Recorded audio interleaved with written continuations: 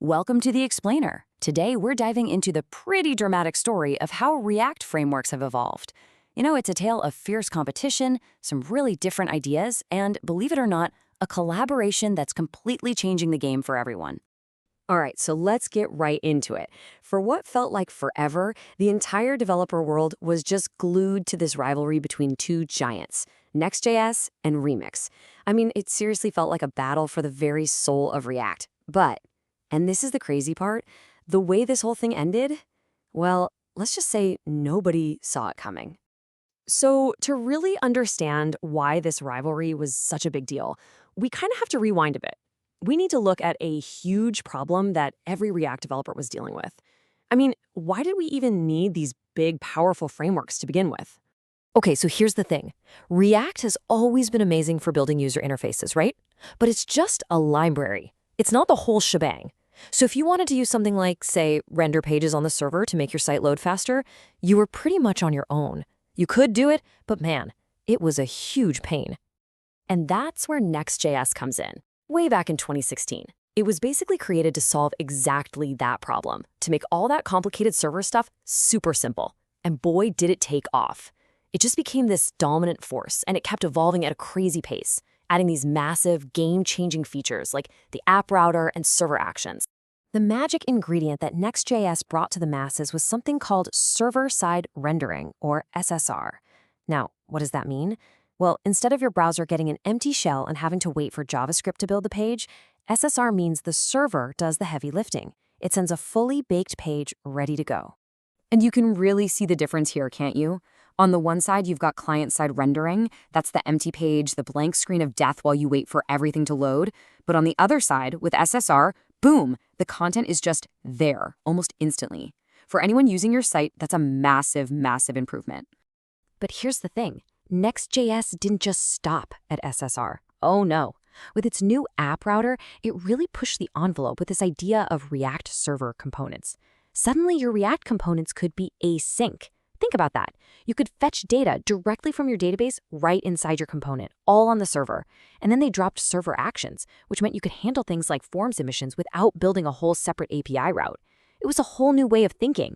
So for a good while, it really looked like Next.js was just going to run the table. It seemed totally unstoppable.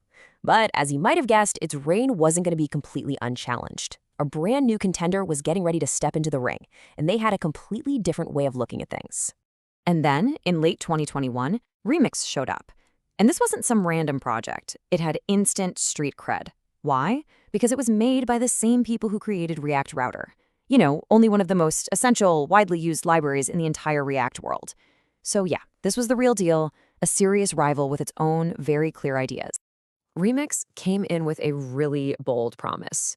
Their whole philosophy was about getting back to basics, using web standards.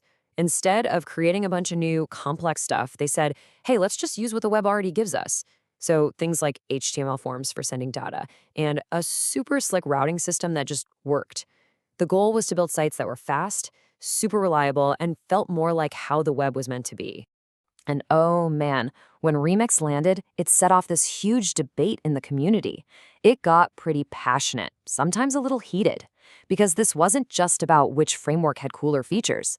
This was a deep, philosophical argument about what's the right way to build for the modern web. You had these two totally different camps. On one side, you had Next.js, always on the cutting edge, grabbing the newest, most experimental features from the React team. Then on the other side, you had Remix, which was all about staying grounded in the fundamentals of the web. They were huge believers in this idea called progressive enhancement. Basically, your app should work with just plain old HTML and CSS, and then JavaScript comes in to make it better. That way, it's super robust and works for everyone. So you had developers picking their favorite, writing blog posts, making videos. Everyone was debating the pros and cons. The whole community was just watching this showdown, waiting to see which one would come out on top. Who was going to be the winner? But then, something completely unexpected happened. Right when the debate was at its loudest, the whole narrative just flipped on its head. And this was the bombshell announcement. All the cool stuff from the Remix framework, it was all getting merged back into its parent library, React Router. Just like that, the rivalry was over. There was no winner, No loser. Instead, we got this totally surprising merger. And what this meant for developers was actually super clear. If you were using Remix, you just upgrade to React Router version 7. And if you were already using React Router, you could now just flip a switch to turn on a framework mode and get all that Remix goodness baked right in. Pretty neat, huh? So, with this merger, the battle lines are just gone. Which brings us to the big question. What does this new unified world actually mean for the future of building stuff with React? Yeah, this is really important. This wasn't one framework conquering the other. It was a convergence. All that competition actually forced both sides to innovate like crazy. And what we're left with is one super powerful toolkit that takes the best ideas from both sides of the argument. And honestly, that is a huge win for all of us developers. And you can kind of see it here. This really shows the new direction. We used to have these two separate competing paths. Now there's a single, stronger road forward for the whole React ecosystem, built from the best parts of both. So, if there's one thing to take away, it's this. React Router isn't just for routing anymore. It's now a full-blown, full-stack framework. And what's really interesting is that it's now adopting ideas like React Server Components, the very thing its old rival Next.js was championing. It's a perfect example of how the best ideas won, giving us a foundation that's both stable and on the cutting edge. So yeah, the great framework war is pretty much over. All that energy that went into debating and picking sides, now it can go into actually building cool stuff. The question isn't which framework are you using anymore.